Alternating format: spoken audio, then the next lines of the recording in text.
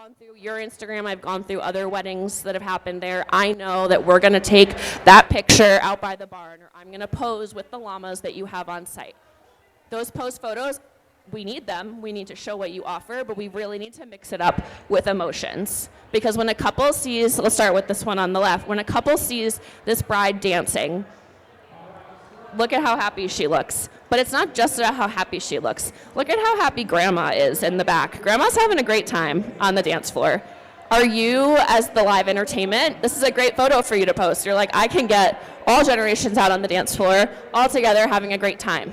That's not something that every DJ offers. Some cater, more to a younger crowd. People are like, we want, our friends on the dance floor, and our family's probably going to sit. But some couples are like, oh no, like Grandma wants to party. I need a DJ that can play music that like everybody wants to party to all at the same time. Same thing with the middle photo. A great example of visual storytelling. You're evoking emotion. It is a very emotional day for people. This is showing that like you as the planner, you know how to handle a couple who might get emotional. You know how to create those moments that are gonna evoke that feeling. And even if you're like, but I work with a lot of detail shots, like how do I evoke emotion? This is a great example up here on the right. Maybe you are the florist and you design that boutonniere, or you design bow ties, or you are the suit rental company. Not only can you see that they're smiling and they're happy, and that's great, but it's a great way to be like, this is not just a post up close photo of my boutonniere. This is a real person enjoying my work and what I create. Same with the bottom. We're getting our friends together. They're having fun. They're getting ready. We want those candids. We want people to see like what it's really going to feel like on their wedding day. Now, of course, those guys aren't just like standing around. It is a posed photo, but they're not, lined up for their groomsmen photo. Please stop relying on galleries. Post the galleries. I'm not saying that, but I find a lot of times I hear wedding pros be like, I really liked this wedding that I did, and then I never heard from the photographer, and I never got the gallery. And then I couldn't post it. Couples are not just looking for like the professional posed photos. They love those. Those are important. They are critical to the sale, but that's not all they're looking for. They want those cell phone photos. They want that behind the scenes content. They want to know what you're creating. And especially if you are a vendor that's not on site the day of the wedding, the gallery is only going to do so much to show what it is that you do. Create video. How many of you are making short form videos for your business? Not every hand yet. After this, we'll all be making short form videos for your business. Video is the next level in visual storytelling. It goes without saying, pictures are huge. Pictures are important. They're what people, save. They're going to put them on their Pinterest, but a video really gets you immersively in that experience. A video is like, oh, yeah, that bride, she was really happy in that photo, but maybe it was just one great photo. A video is telling me they were thriving on the dance floor. Everybody was out there. They were playing all the hits. A video showing me what goes into creating that floral arrangement for that wedding. A video shows me how many people go into setting up catering. A video shows me, here's the behind the scenes of us transforming your reception space. Like here's a video, it's empty, and we're filming like a hyperlapse video or a before and after, and now it's fully set up for an amazing wedding, and this is what goes into it. Videos are going to do the visual storytelling for you. They're here to say this is what's happening.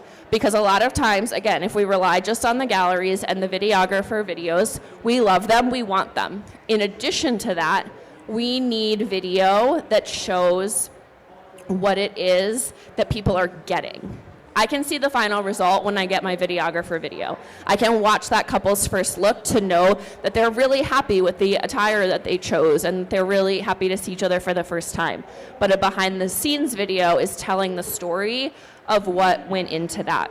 Especially if you're someone who feels like you're always having to defend your pricing. No one likes that, but couples are always like, well, what am I paying for? You're just, going to be working 8 hours on my wedding day. Why am I paying so much for photography? Show yourself editing. Show yourself going through what it takes to, call a gallery. Go through the fact that you're showing you're showing like venue tours ahead of time, like you're scoping out spaces. Film video of that. Show people the work that's going in before and after whatever it is you do. Maybe you're gonna film like a quick little clip of a meeting you have with a couple to determine what their menu is going to be, or you film video of the tasting that you host at your venue. So how do you know if your content is resonating? We're talking about emotion, and are we evoking emotion? And obviously we can't just write in there, hey, did this photo make you feel something?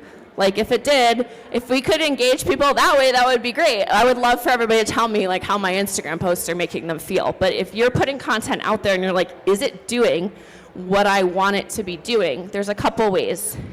How many of you are reviewing your analytics on your social media? Excellent, excellent, excellent. That's one way. Look at the posts that you've posted and see not just what's getting the most likes. Obviously, we want people to like what we're putting up, but scroll down further and see what is getting the most link clicks. What's bringing people to your website? Do analytics in person. Ask your couples when they book with you. Are you finding out like how they heard about you? And even if they say, oh, I heard about you on Google, that doesn't mean that they didn't pop over to your social media. Couples are doing a lot of research. They're really going down the rabbit hole before they inquire with you. Auditing your profiles is another great way. When was the last time that you sat and looked through your own Instagram? I find this happens a lot where people are like focusing on the post that day, or like I'm going to schedule my content for the week, and they're not going back to be like, oh, you know what?